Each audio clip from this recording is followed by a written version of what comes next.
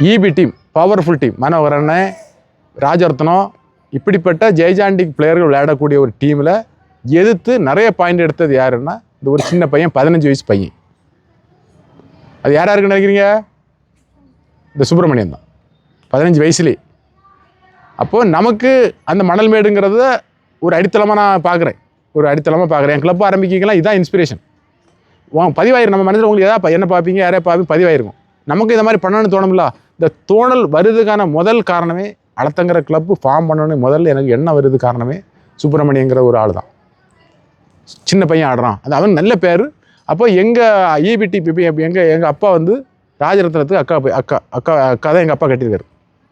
அப்போ EB team என்ன பண்ணுறாங்க, எல்லாரும் எங்கள் வீட்டுக்கு சாப்பிட வராங்க. அதில் யார் கூட வரா? இந்த சுப்பிரமணியன் கூட வராரு. அவர் சின்ன பையன் சொல்லி எல்லாரும் அவனை அவ்வளோ அரவணைச்சு கொண்டு வராங்க. எல்லாரும் சொல்கிறாங்க எங்கே வச்சு இவன் நல்ல பிளேயர், நல்லவரான். எப்போ சொல்கிறாங்க? 15 வயசுலேயே அவனை சொல்கிறாங்க சுப்பிரமணியன் சொல்லிட்டு. தெரிஞ்சா அவங்களுக்கு அந்த ஒரு பிளேயர் இன்ஸ்பிரேஷன் நாங்கள் ஃபஸ்ட்டில். அப்புறம் நானும் அவரும் நிறைய சந்திச்சிருக்கோம், நிறைய விளையாடிருக்கோம், எல்லாம் பண்ணியிருக்கோம். அவர் வந்து நான் சூப்பர் ஸ்டார்னு சொன்னோம்ல, அவருக்கு இன்னொரு அவுட்ஸ்டாண்டிங் ஒரு குணத்தை சொல்கிறேங்க. நேஷ்னல்ஸில் தமிழ்நாடே ரூல் பண்ணியிருக்காரு. ஃபஸ்ட்டு ஏசியன் கேம்ஸ் மேட்ச் நடக்க போகுது, அந்த நேஷ்னல்ஸ் நடக்குது. அந்த நேஷ்னல்ஸில் இந்தியா ஃபுல்லாக நேஷ்னல் தெரியல உங்களுக்கு. நேஷ்னல்ஸில் பெஸ்ட் பிளேயர் சுப்பிரமணியன். அந்த அவார்டு வந்து ஆந்திரா சிஎம் என்டி ராமராவ்கிட்டருந்து அன்றைக்கி வாங்குறாரு. என்டி ராமராவ் யாரான்னா நம்ம எம்ஜிஆர் மாதிரி மிகப்பெரிய ஜாம்பவானவர். இன்னொரு இன்ஃபர்மேஷன் என்னென்னா, நேஷ்னல்ஸ்லேயே நம்ம தமிழ்நாட்டிலேருந்தே மேக்ஸிமம் 2 பிளேயர் தான் வாங்கியிருக்க மாதிரி எனக்கு ஒரு யூகம். அதில் ஒன்று வந்து சிட்டம்பட்டி ராமூர்த்தி. எப்போ நேஷனல்ஸ் ஃபஸ்ட்டு நேஷனல்ஸ் ஆரம்பித்தாங்களோ அப்போ எனக்கு குருநாதர் வாங்கியிருந்தார். 2வது வந்து ஹைதராபாத் நேஷனல்ஸில் என்டி ராமராவ்ட்ட வாங்கினது வந்து நம்ம சுப்பிரமணியம் மட்டும்தான் நேஷனல்ஸில் பெஸ்ட் பிளேயர் வாங்கினதே. அப்போ கிட்டத்தட்ட அவர் ஒரு 20 to 21 வயசு தான் இருக்கும். அப்போ இந்தியாவிலே டாப் பிளேயர் யார் புரிஞ்சுக்கணுங்க. அது ஈஸி இல்லை. நேஷனல்ஸ் பெஸ்ட் பிளேயர் வாங்க சும்மா இல்லை, ஈஸி ஒன்றும் இல்லை, அப்படிப்பட்ட விஷயமும் இல்லை. இது நேஷனல்ஸில் ஒரு பெஸ்ட் பிளேயர் வாங்கின ஆளுக்கு அந்த வருஷம் நடந்த ஏசியன் கேம்ஸில் செலெக்ஷன் இல்லை, தெரிஞ்சுக்கணுங்க. கூட சரியாது சரியான்னு கேட்டால் அது அணுகுமுறை சரியா? அது ஏன்னா எல்லா டைம்லையும் அந்த அசோசியேஷன் சைடில், ஃபெடரேஷன் சைடில் ஒரு சின்ன ஒரு பாலிட்டிக்ஸ் ஓடிக்கிட்டே இருங்க. எப்பவும் யார் விளையாடினாலும், யார் எந்த அவுட்ஸ்டாண்டிங் பிளேயர் வேணாலும் சரி, மோசமான பிளேயர் வேணாலும் சரி, மினிமம் அவங்களுக்கு ஒரு அமௌண்ட் தேவைப்படுது. அசோசியேஷன் டெவலப்மெண்ட் சொல்லிட்டு ஏதோ ஒரு அமௌண்ட் தேவைப்படுது. அவங்க பணம் கேட்குறதுலே இருப்பாங்க. புரிஞ்சா? கொடுத்துட்டு போகிறவங்க இருக்காங்க, கொடுக்காம போகிறவங்க இருக்காங்க. ஆனால் சுப்பிரமணியன் ஒரு மினிமம் அமௌண்ட் ரொம்ப குறைவு நீ கொடுக்கணும்னு சொன்னார்.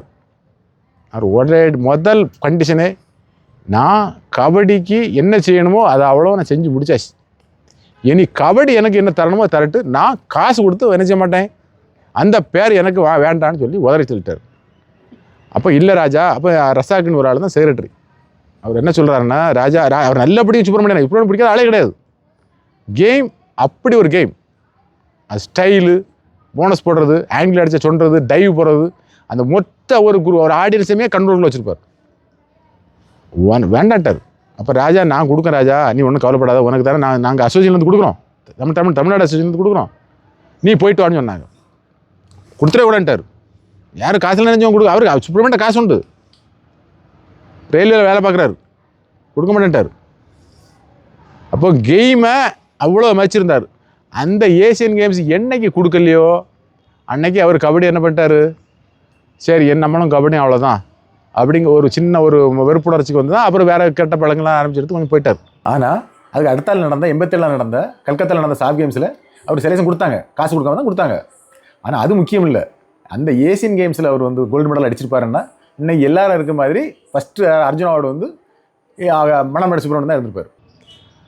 ஆனால் அந்த அவர் சொல்லி கொடுக்கணுங்கிற ஒரு உணர்வு இருந்து பார்த்தீங்களா, அதுதான் சுப்பிரமணியன் தானே இருக்கார்.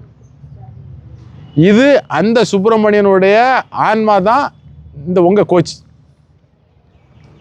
அவர் வேலை செய்ய இல்லை, அவருக்கு உணர்வு தான் இவருடைய வேலை செய்ய வச்சிருக்கு. நான் அதனால தான் இங்கே வந்தேன்.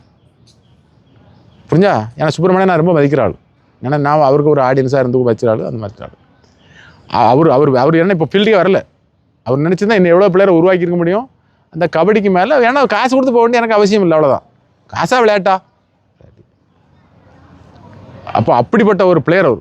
அந்த மணல்மேடு டீம். இன்னொன்று, நான் மணல்மேடு செஞ்ச ஒரு சின்ன தவறை சுட்டி காட்டுறேன். ஏன்னா சுட்டி காட்டக்கூடாது சொல்கிறேன். நிறைய பிளேயர் உருவான இடம் மணல்மேடு. மணல்மேடுனா தமிழ்நாட்டில், இந்தியாவில் அப்பாயின்மெண்ட் ஆகாத பிளேயர் டிபார்ட்மெண்ட்டே கிடையாது. ஜூனியர் லெவலில் மணல்மேடா எல்லாம் தெரியும். 80 to 90 95 வரை அவ்வளோ இடம் தெரியும். 10-15 வருஷம் லைஃப்பில் அப்படி அந்த டீம் அழிஞ்சு போச்சு. காவிரி கரையில் அது கிரவுண்டை பார்த்தாலே நாங்கள் அதில் போனால் அந்த கிரவுண்டை பார்க்கணுன்னு தோணும்.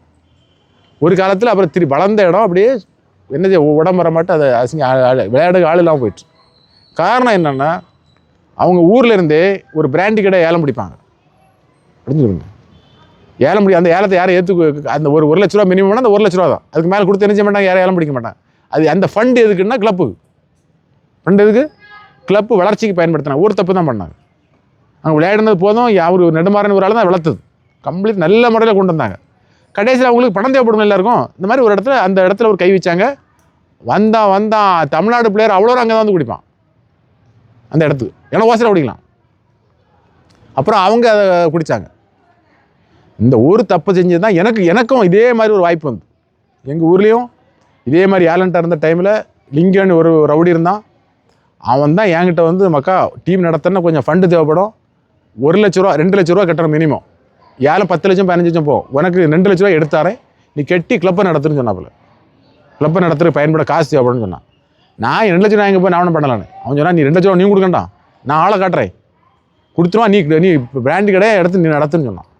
நான் என் அனுபவம், எங்கள் அனுபவம், உங்கள் மணல்மேடு அனுபவம். எத்தனை வருஷம்? 25 வருஷம் முன்னாடி வேண்டான்ட்டேன். நான் இன்னைக்கு எனக்கு டீம் இருக்குது. எதனால? இந்த டிசிப்ளினால். யார்கிட்டையும் காசு வாங்கப்படாதுங்கிறதுனால. காசு யார்கிட்டையும் 5 பைசா வாங்கினது கிடையாது. டொனேஷன் யார்கிட்டையும் வாங்கினது கிடையாது. அதுதான் உங்கள் சாரை சொல்லார், நானும் யார்கிட்டையும் காசு வாங்கின கிடையாது சொல்லிட்டீங்க. எனக்கு தேவையில்லை, நாங்கள் தான் போகணும், நாங்கள் தான் பண்ணுறோங்கிறது. சேம் இதுதான் நிற்கும்.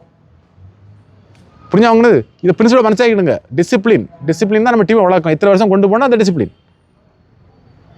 அதனால் நீங்களும் அந்த டிசிப்ளினோட செய்யணும்.